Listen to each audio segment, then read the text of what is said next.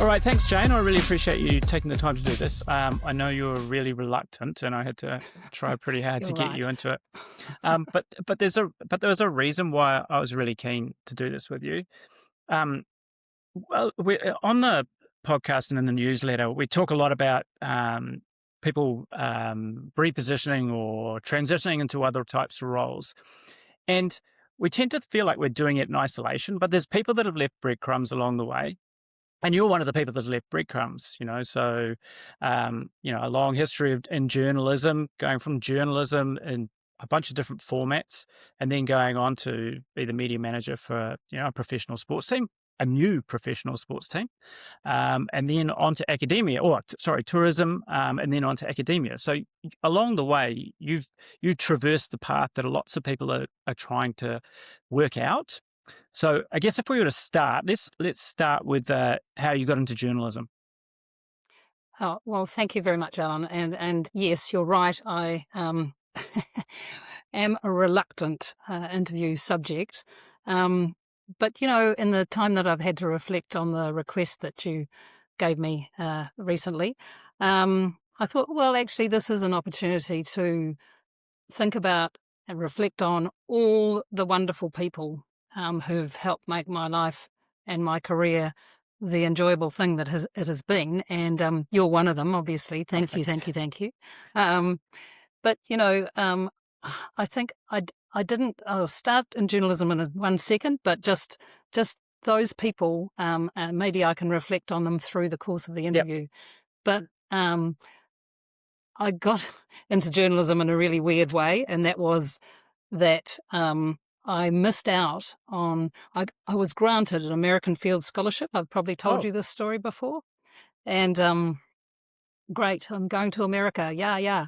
But I think that excitement was premature, because what happened was, at the last minute, not any one of the 211 million people living in America at that time would take me into their home. I think oh, I'm the only person ever known to be rejected by the whole of America. It's not such a bad thing right now. But anyway, um, I that meant that I couldn't leave school halfway through the seventh form as I was planning, because I hated school. right. So I thought, okay, what can I do to escape school? And my darling mother, who was one of my role models and always on the lookout for solutions, she found this journalism course at what was then ATI. It wasn't a university then, it was just a Yeah. technical institute. And so that was the middle of 1973. I went off to do a whole 6 months studying journalism, which really doesn't prepare you for journalism at all. And at the end of the course, there were a couple of us who hadn't managed to get jobs. A lot of them had, I hadn't. And so we were called down to the NZ Broadcasting Corporation, New Zealand Broadcasting Corporation. I was interviewed totally unprepared, shorthand and typing, completely hopeless, but somehow or other I conned this interview into giving me a job as a cadet with Radio New Zealand, not Radio New Zealand, NZBC, Yep. black and white TV, that stage still really dates me. So that was it. I was in the door, an 18-year-old let Yeah. loose in a newsroom. Ridiculous, eh? Well, so yes and no. I mean, I guess it still kind of happens now. Um, but I think one of the things that you probably, and correct me if I'm wrong, one of the things you would have had to deal with is how many women were involved. Well, there were women in the newsroom then. Yep. We were, I wouldn't say we were treated well, but we had a boss who I would describe as an awful man, because a lot of the time I ended up in the toilet in tears. However, he was quite fair about that. Some of the blokes ended up in the toilet in tears as well. So I guess, you toughen up pretty damn quickly, don't you, when you've got a boss that treats you like rubbish. Yeah, I kind of like to think some of that stuff has gone away. I'd like to think it's gone away. And I think in that form it probably has, but I don't know. I'm not there. Things go in cycles, don't they? Yeah. Yeah. So when I when I first got to know you, you were this was quite a few years on, and you were actually a really well respected journalist, particularly in the sports space. Um, what did it take to get from the 18-year-old to that point?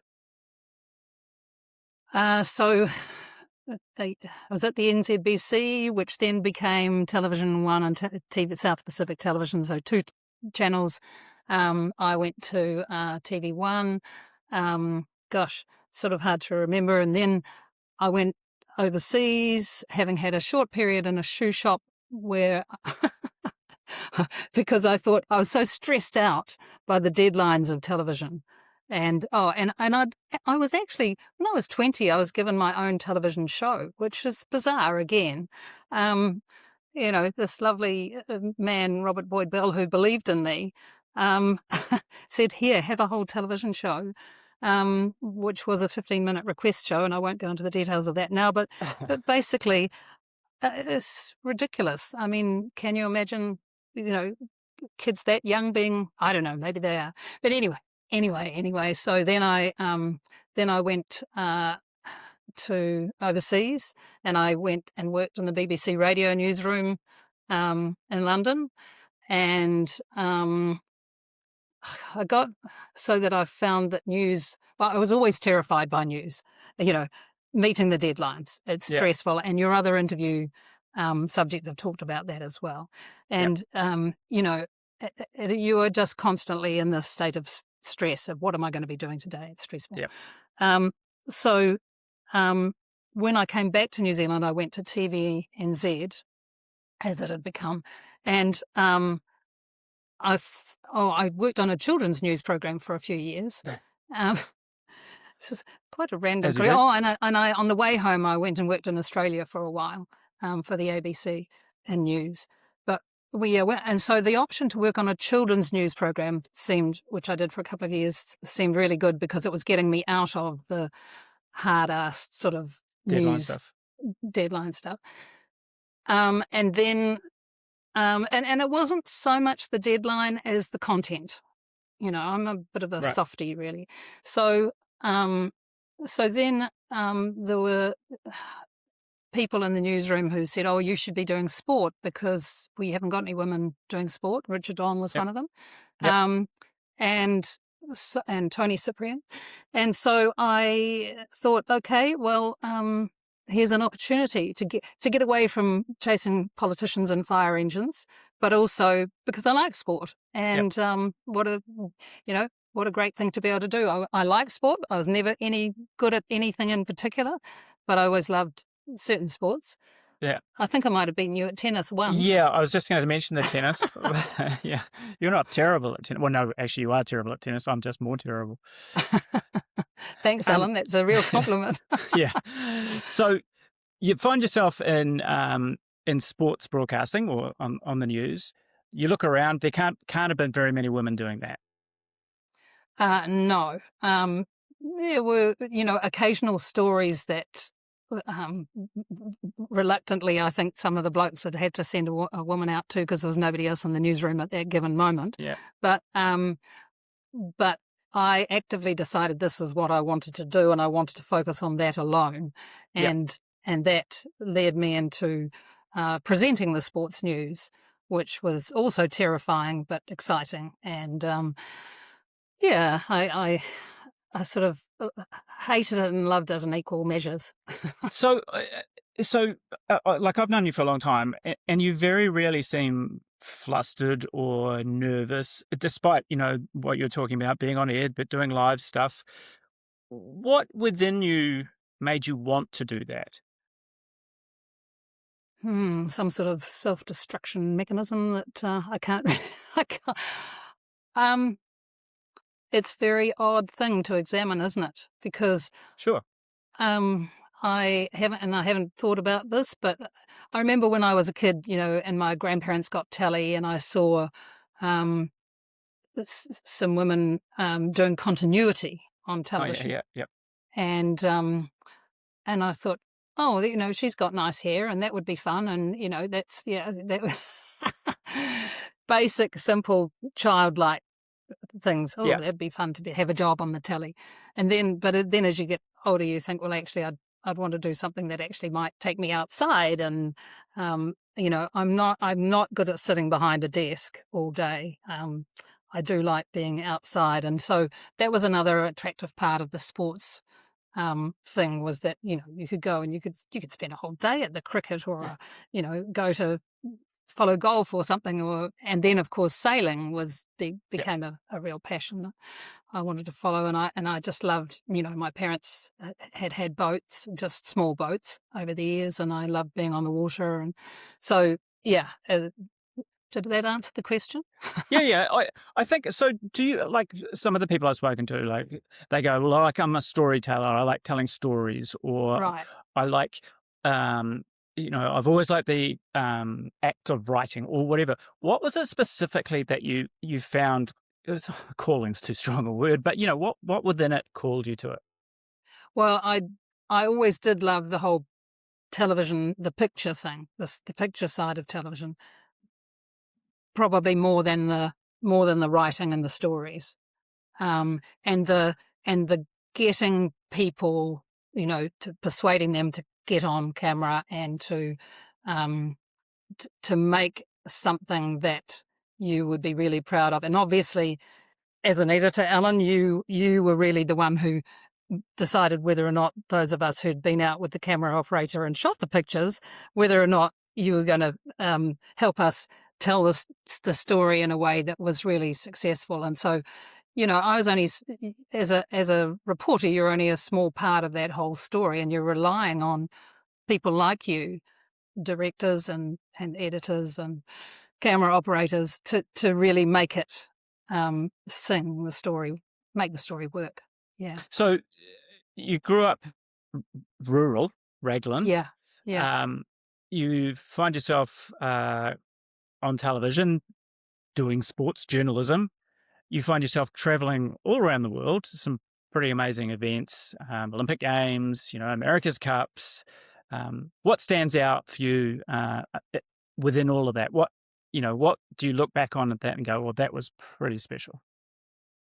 Well, the America's Cup you mentioned, and you were there, we were there. I mean, do you feel that was a highlight of your life? Yeah, yeah, I do. I do. But for not for the America's Cup reasons, more for the people reasons. Yeah.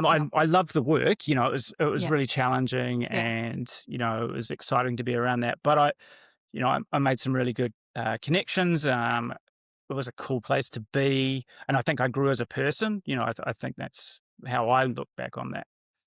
Yeah. Yeah. Well, for me, it was almost like a bookend.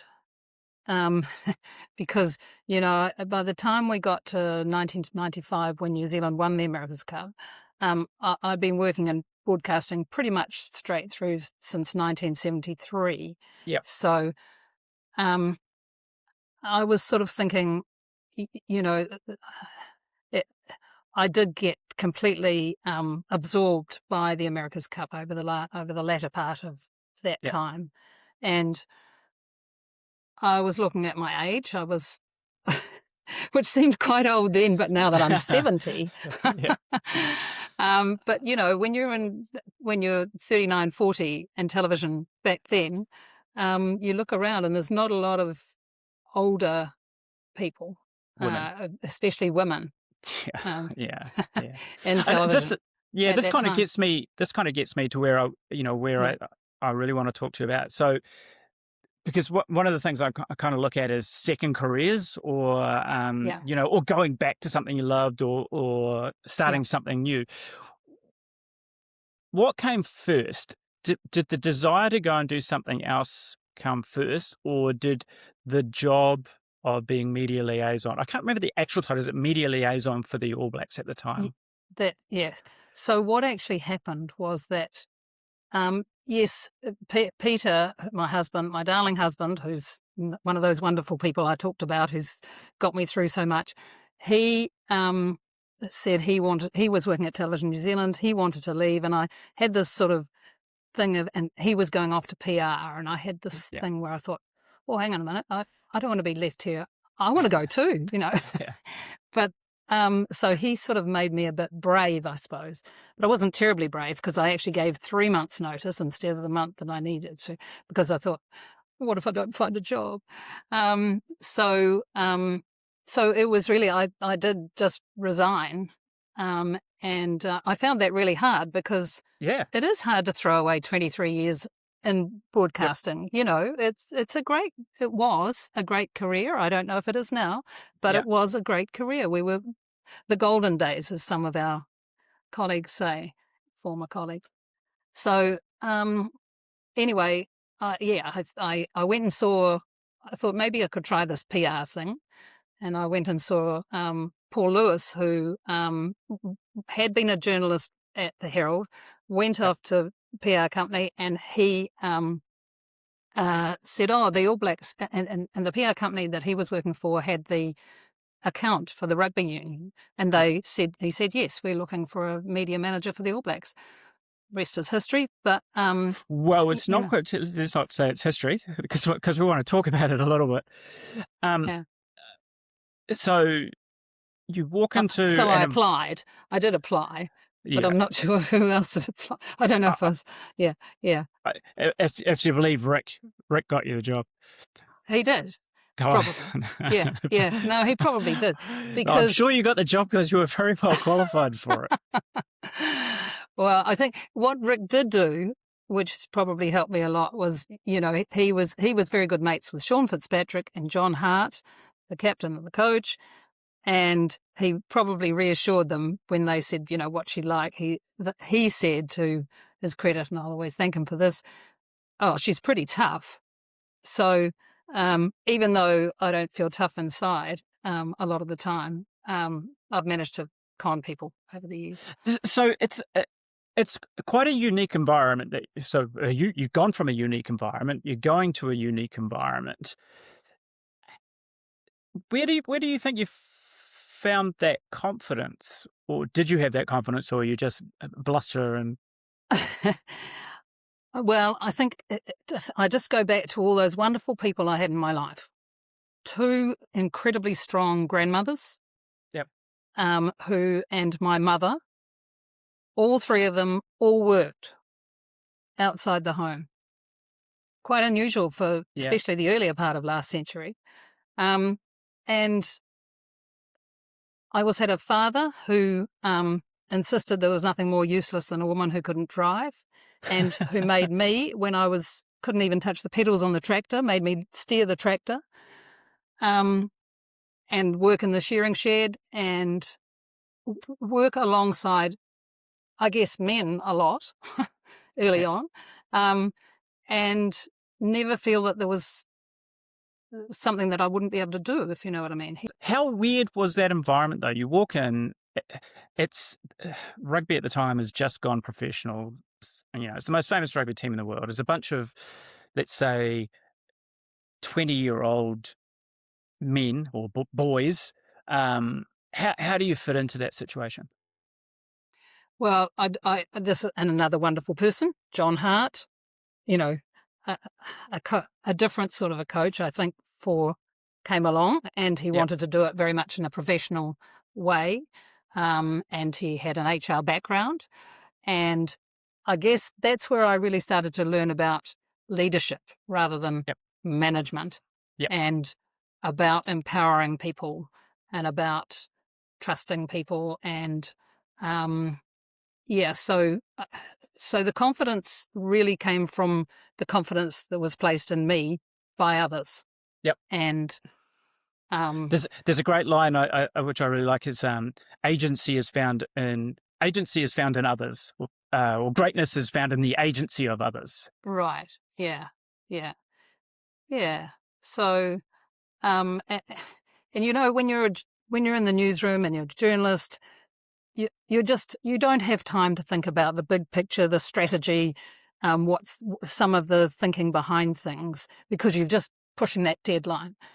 And so getting into the All Black arena, not only have you got a team that's founded on great leadership, you've got a coaching and management group that won't operate unless they're operating in a cohesive, more strategic way, Yeah. um, rather than just bossing people around and telling people what to do. You really got to find your place within a team um, and be useful. Yeah. And the thing that I really liked about that job was suddenly I wasn't just trying to push a product out every day. I was building on relationships with people and balancing the needs of the media with the needs of the players and the management and the team and the rugby union and other stakeholders Yeah. and the sponsors. And so it's you're thinking much more broadly, you Yep. know. Yep. Yep. Sure. And so it was hugely challenging. And it's easy to look back on that with with hindsight and say that's what you were doing, but actually at the time you're just blindly going Yeah. into Sure. every day trying to make things work. Yeah. And I so think that's actually quite important to remember too, because lots of people think they have to have everything worked out before they do something, yeah. and if you wait to have it worked out, it just doesn't happen. No. I mean, yeah, it's as George Higton, another great man who was my boss at Tourism New Zealand, the late great George Higton, sadly, he always used to say, Jane, fake it till you make it, you know, Yeah. Yeah. and and that's the way he progressed through life is to just grab a challenge, go for it, pick things up from people all around you, and just learn on the spot. Do you Don't be think afraid. this is something I've heard in the past? Is that's something that women potentially find more difficult than men? That fake it till you make it thing. It's like there's the classic, story of how a woman won't apply for a job because they don't tick every box, whereas a man will apply for the job if he only ticks 20% of the boxes. Yeah, yeah. And so there's, the imposter syndrome thing and all of that. And this is why I struggle with this interview even. I think, oh my God, what if I don't have anything to offer a young person? I don't have anything I'm not relevant to the world now. I don't have anything useful. What I did, I just, made it up as I went along. But that's life, isn't it? Yeah, That's absolutely. what you do. Yeah. Yeah, Yeah. I think a lot of people, when they're looking at transitioning into a different type of role or starting a business or changing something in their lifestyle, that one, they think they have to have it all worked out, and two, they think they're doing it in isolation. Whereas Yeah. the paths have been trod before, and people like you do have a an interesting story to tell around it. And I think that's why, it's really helpful to talk to people like you. I know you've done a bit of, but this is one of the things I want to talk to you about too, is mentoring. Now, I know you've done a bit of coaching and things like that, because I'm a big believer in mentoring, but not just the traditional old, young, it's like, I think older people have so much to learn from younger people as well as the other way around. What's your take on mentoring? Well, I, I guess because I mean, I think mentoring is wonderful and I love doing it, but sometimes I think, oh my God, I really, I don't know a lot about this, but 15 years ago, I did a literacy tutorship course, training course, and oh God, my memory's hopeless, but it was the ARCO method of teaching and tutorship, Right. which is the Maori way of saying it's All right. shared learning. So it's a very Maori concept, and I'm sure it's a concept in many places. Is that when you've got, and I did do some literacy tutorship in the prison, and you can't just go to a place like that and expect that you're going to have success easily. Yep. And the only way you'll get success is if you get from the person you're with and learn what it is that interests them and listen to them and try and tap into that. Yep. Because, I mean, it's hard enough to teach youngsters, which I subsequently did at an intermediate school, how to read. It's hard enough teaching them about, things when they've got young minds, let Yep. alone trying to teach mature people how to read, unless they're interested, Yeah. unless they're really hooked into what you are sharing. Yeah, And there it has to be gives a them a commitment, good yeah. buzz to give back to you. And yeah, Yeah. yeah, I had this, thing, I like the sound of I like the sound of my own voice, but it's as a, old heads, young minds. So yeah, it's like, older people have the kind of the runway experience, know what's coming and going, and the young minds know what's happening right now, and it's kind of that combination it can be really useful, particularly yeah, particularly in business. yeah.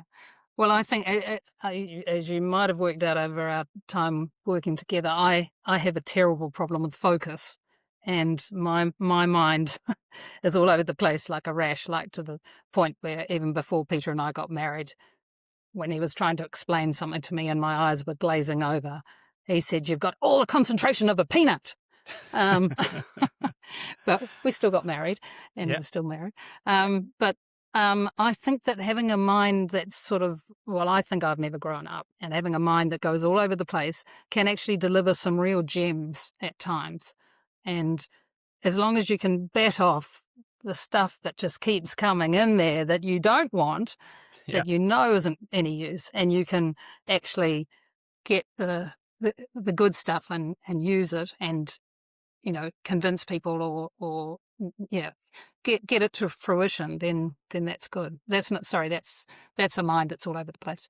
No, no, it's that curiosity thing. If you lose curiosity, you lose Yeah, everything. Yeah, yeah, being that's curious. right. Yeah, yeah. So we go from the All Blacks to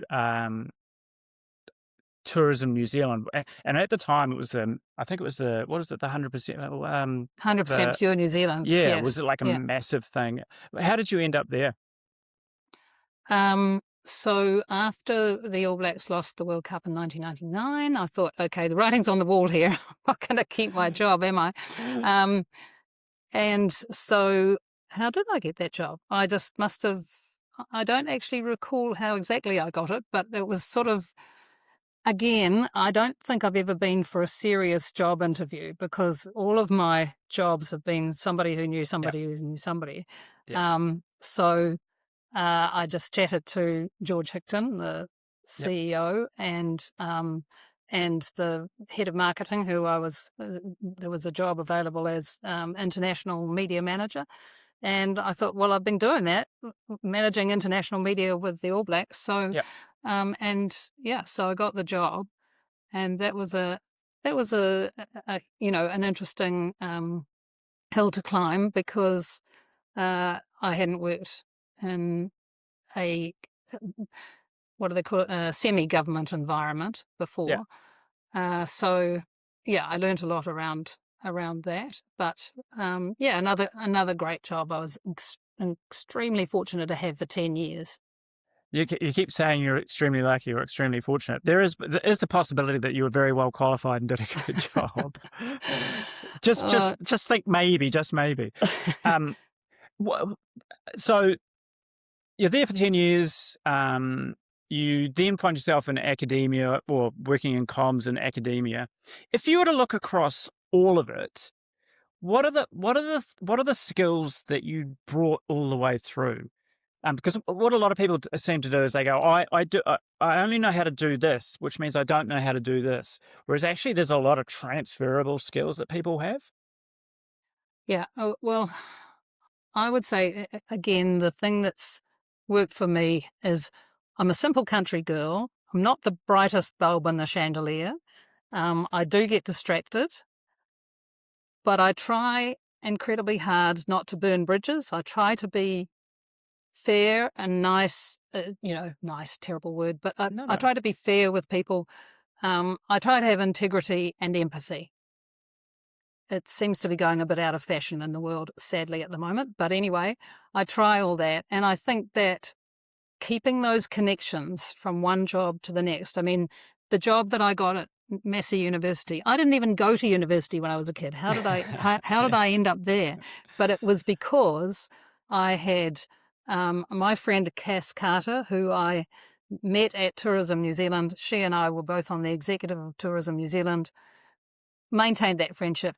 She left and she went off to Massey and said, "Hey, come and work for me." Why wouldn't I? That's the thing. is if you can work with people you love and get on with and respect, it's gold. You may not earn as much money as you might earn if you went to some organisation that you didn't really like and worked for Yep. some person you didn't like. But you know, for me, as Māori say, he tangata, he tangata, he tangata. It is just people. Yeah, People is the key to everything. And I like it that I can look back on all those jobs and go, I loved working with that person. I loved working with Alan. I loved working with um, all of the people I've tried to mention, and many I've missed out. But yeah, you know, and with the support of my husband yeah, Peter and my family, so important. And I feel so sad for people who don't have that sort of support. sure. So I have been fortunate. Yeah. If you were to bump into, and which you probably sometimes do, so there's two groups that I think this kind of stuff is interesting for. One is quite young people who are just looking around to see what's interesting and stuff like that. And then there's the people who have, maybe let's, for example, maybe climbing the corporate ladder and all of a sudden realized the ladder was against the wrong wall or something like that. And they wanted to do something else. What would you say to those people? I realize that's two particularly different groups. So maybe start with the younger person and then somebody that's in midlife wanting to make change. How should they look at it and how should they think about it? Gosh, Ella, I just don't know if I'm qualified to comment now because things are so different. But again, I think if you can do the face-to-face thing with people, make contacts. And I know this is really hard for young people, and it may be that, you know, trying to knock on a door or use a phone in the Yep. old-fashioned way is just no more. I don't know. What do you think? Is it still possible? I think there are advantages and disadvantages. Yeah, You yeah. know, sort Some of people like, don't like it. I get that. Yeah, yeah, there are probably many more opportunities available to younger people now and to people that are at mid-career thinking about something else. And like it's probably never been a better time. But there are obviously constraints on traditional jobs and things like that. And yeah, interesting thing you talk about, you know, even the phone piece, you know, it's like working with, make myself sound old, you know, working with younger people, you say, have you contacted so-and-so? And they'll say, yeah, I've sent an email. I'm like, yeah. have they responded to the email? No. How long ago is that? It was like, oh, 2 days ago. Have you tried ringing them? You know, it's kind of like, yeah, there are some differences there, but then of course there's the upside is they can contact the world in a moment and, you know, spin up something as fast as on their own. So there Yeah, are advantages and disadvantages, I guess.